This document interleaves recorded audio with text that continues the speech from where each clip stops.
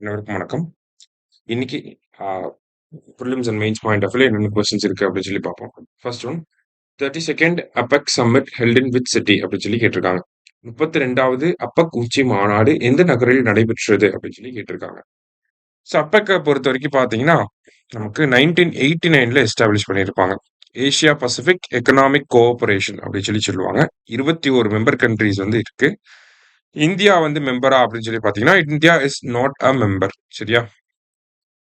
அதை தாண்டி பார்க்குறப்ப இவங்களோட ஹெட் குவார்ட்டர்ஸ் எங்க இருக்கு அப்படின்னா சிங்கப்பூர்ல வந்து இருக்கு. ஸோ இவங்களோட 32nd சம்மிட் எங்க நடந்துச்சு அப்படின்னு சொல்லி பார்த்தீங்கன்னா கியாங்ஸோ சவுத் கொரியால நடந்திருக்கும். சரியா? அடுத்த வருஷம் எங்க நடக்க போகுது அப்படின்னா சைனால நடக்க போகுது. ஓகேவா? அடுத்தது how many curated roots are available under trek Tamil Nadu initiative அப்படின்னு சொல்லி கேட்டிருக்காங்க. ட்ரெக் தமிழ்நாடு முன்முயற்சியின் கீழ் எத்தனை தேர்ந்தெடுக்கப்பட்ட வழித்தடங்கள் உள்ளன அப்படின்னு சொல்லி கேட்டிருக்காங்க. ஸோ இதற்கு கீழ எத்தனை வழித்தடங்கள் இருக்கு அப்படின்னு சொல்லி பார்த்தீங்கன்னா 40 வழித்தடங்கள் வந்து இருக்கு. சரியா? கவர்மெண்ட்டே வந்து பார்த்தீங்கன்னா ட்ரெக்கிங் பண்றதுக்கு சூட்டட் பிளேசஸ் அப்படின்னு சொல்லி ஒரு செட் ஆஃப் 40 பிளேசஸ வந்து லாஸ்ட் இயர் அனௌன்ஸ் பண்ணியிருப்பாங்க ட்ரெக் தமிழ்நாடு இனிஷியேட்டிவ்க்கு கீழ. ஸோ இப்போ இதோட ஃபுட்ஃபால் வந்து அதிகமா இருக்கு. ஸோ அதாவது இத அப்ரோச் பண்ணி நெறைய பேர் வந்து நெறைய டூரிஸ்ட் வந்து வர ஆரம்பிக்கிறாங்க. ஸோ தட் இந்த இனிஷியேட்டிவ் இன்னும் கொஞ்சம் எக்ஸ்பேண்ட் பண்ண போறாங்க. சரியா?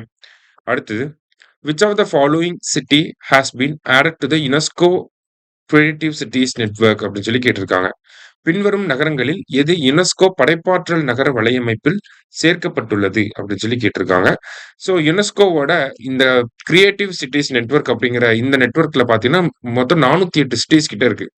இந்த வருஷம் பார்த்தீங்கன்னா ஒரு 58 சிட்டிஸ் கிட்ட ஆட் பண்ணியிருப்பாங்க. அதுல நம்மளோட லக்னோவையும் ஆட் பண்ணியிருப்பாங்க.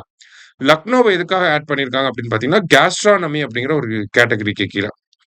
கேஸ்ட்ரானமி அப்படின்னா study of relationship between food and culture அப்படின்னு சொல்லி சொல்லுவாங்க. சரியா? ஃபுட்டுக்கும் கல்ச்சருக்கும் இருக்கக்கூடிய அந்த ஒற்றுமை, அதனுடைய பாரம்பரியம், அதை பத்தின ஒரு விஷயங்களை தெரிஞ்சுக்கிறத கேஸ்ட்ரானமி அப்படின்னு சொல்லி சொல்லுவாங்க. இந்தியாவிலேயே பார்த்தீங்கன்னா ஃபுட்டுக்கு ஃபேமஸான ஒரு சிட்டி அப்படின்னா லக்னோவை சொல்லலாம். நிறைய டைப் ஆஃப் ஃபுட் இருக்கும்.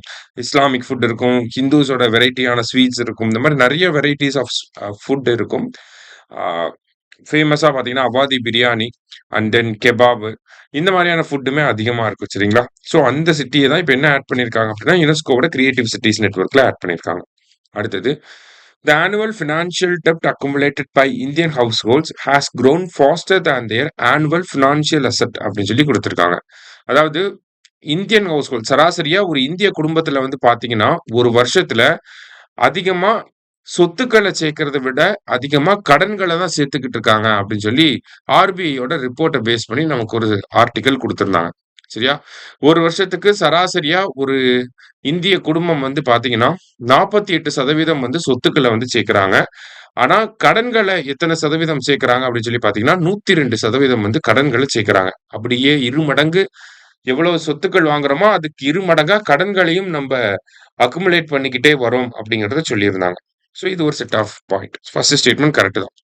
அடுத்தது mutual funds has emerged as the popular instruments for household to invest their money அப்படின்னு சொல்லி கொடுத்துருக்காங்க.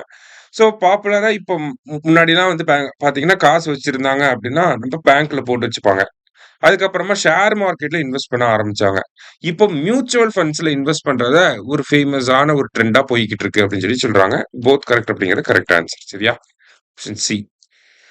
Lastly which of the following inaugurated the world's largest museum அப்படின்னு சொல்லி கேட்டிருக்காங்க. உலகின் மிகப்பெரிய அருங்காட்சியகத்தை எந்த நாடு திறந்து வைத்தது அப்படின்னு சொல்லி பாத்தீங்கன்னா இந்த எகிப்து தான். எகிப்துல கெய்ரோ அப்படிங்கறத கேபிட்டல் சிட்டி. அதுக்கு பக்கத்துல இந்த கீசா பிரமிட்லாம் இருக்கக்கூடிய இடத்துல இந்த மாதிரி ஒரு மியூசியம் திறந்து வச்சிருக்காங்க.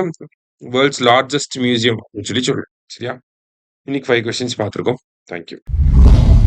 சுரேஷ் IAS அகாடமி வெற்றியின் முகவரி.